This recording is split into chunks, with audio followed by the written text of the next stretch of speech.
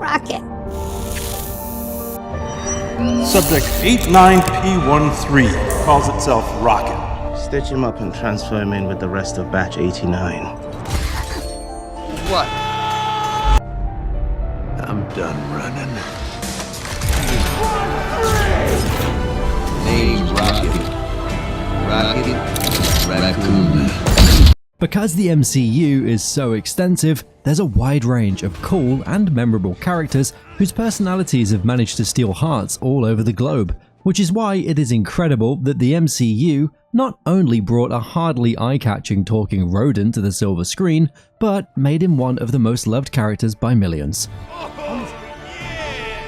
On the surface, Rocket seems like a character not to be taken seriously, voiced excellently by Bradley Cooper. I live for the simple things, like how much this is gonna hurt. He quickly became a favorite for me from Guardians of the Galaxy 1, and I am a big fan of the way his story has been managed by the MCU. How are we supposed to do that?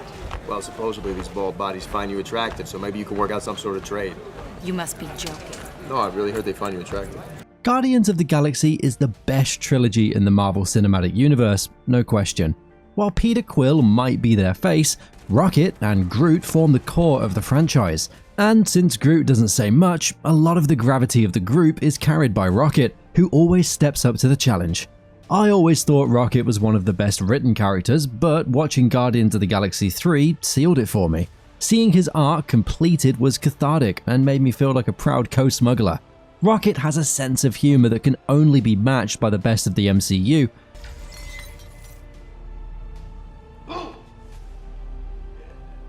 I'm not going to hold you if you think Iron Man or Thor or Deadpool are funnier, but his humor is just more relatable and understandable for me. I'm muscular. But who are you kidding, Quill? You're one sandwich away from fat. Deadpool is hilarious, and I'd love to see him share a screen with Rocket, but I have to admit, some of the jokes fly over my head or happen so fast that I don't really get it until later. He's also super bold and aggressive despite being the smallest Guardian. He's never afraid to speak his mind, even in front of danger. His sharp wit and lack of a filter have given birth to some of the most iconic quotes in MCU. So dead brother, huh? Yeah, it could be annoying. But there's much, much more than humor. Under all that sarcasm, he's a great leader, a super smart and creative teammate, and a great and loyal friend. He also has a compassionate side that only seems to show up with Yondu and Thor. I'm a big fan of the scenes with Thor. Both guys have lost a lot, but use humor to compensate for their inability to confront those losses. You look like melted ice cream. Rocket brings an epic balance of insanity and genius to his friends, even with all of his problems. He still comes through every single time. Every scene he's in is perfect, and it feels like each of these scenes mean more when we see his backstory in Guardians of the Galaxy 3. Our knowledge of Rocket Raccoon pre-Guardians has always been rather sparse. While he has a fleshed out story in the comics, it was established that live-action Rocket would not be faithful to that. Although it was hinted early on that he was the result of some experiments, we're introduced to Rocket as a popular thief. Known as Subject 89P13, Rocket built up an impressive criminal record as well as a tendency to bite. The first sign of his deep and tragic life was the scene in Guardians of the Galaxy 1 where he got drunk and went on a rant about not having asked for any of this. I didn't ask to get made. I didn't ask to be torn apart and put back together over and over and turned into some little monster. We only get small peeks of that tragic past until part 3, which lets us in on his origins fully. At some point in the past, the High Evolutionary visits Earth and kidnaps a few of the creatures he found for cruel experimentation and testing. His mission was to create highly sentient beings to make the universe perfect. However, to achieve that goal, High Evolutionary went as far as destroying the bodies and minds of the subjects. Rocket was one of those subjects, and his earliest memories were of pain from the surgeries and tests. He managed to escape, but not before losing all that mattered to him in captivity, as at the time of escape, Rocket didn't even know what he was. He left that planet as a broken, angry person with a fear of vulnerability, who never asked to become what he is, but is stuck dealing with it and all the problems it creates in his life. It's one of the reasons why he'd fight people no matter the animal names they called him. But it's not a sad backstory that makes him the best character.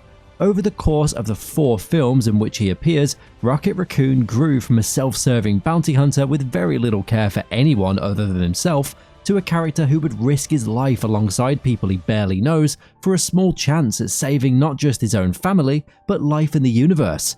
Mostly, we know that Rocket was a loner up until he met Groot. Their eventual partnership is born from Groot's inability to take no for an answer.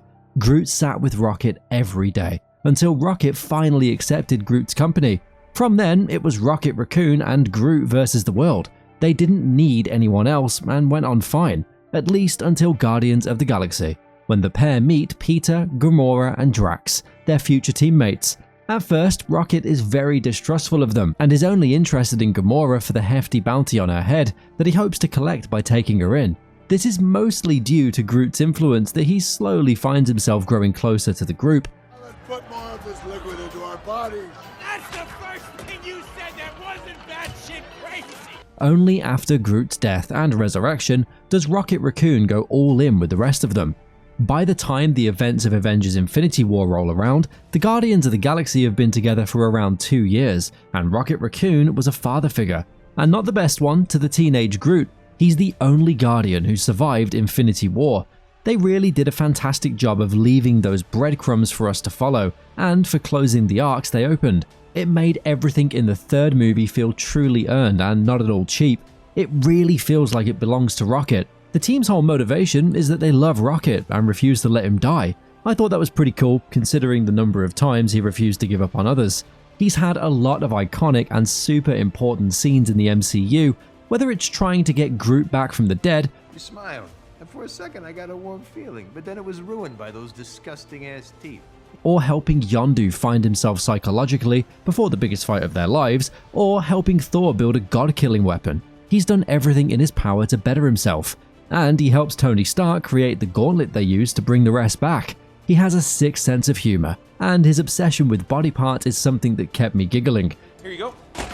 Oh, I was just kidding about the leg. I just need these 2 things. What? No, I thought it'd be funny. Was it funny? No, wait, what did he look like hopping around? He can be annoying and arrogant sometimes, but it's mostly a defense mechanism from being constantly taunted and undermined.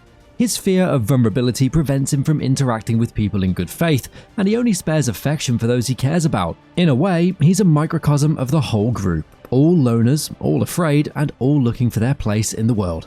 Rocket is also super smart. He can think his way out of most problems and is the brains of their whole operation. He's great with gadgets and can put things together from scraps. He comes up with most of the plans. Rocket, it's me! For God's sakes, we figured it out! We're fine! Oh, hey, what's going on? Rocket famously said that Tony Stark was only smart for Earth and has shown that he can hang with the big brains of the universe.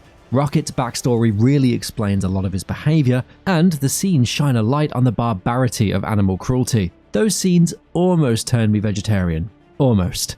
Hope Daddy isn't as big of a dick as you, orphan boy. From life as an angry thief to a front-page defender of the universe, Rocket went from being driven by self-preservation and personal gain to being a proper hero with a more solid moral compass and a level head, all while remaining hilarious every time. My guess is that he was created to be a weird little side gag of a character.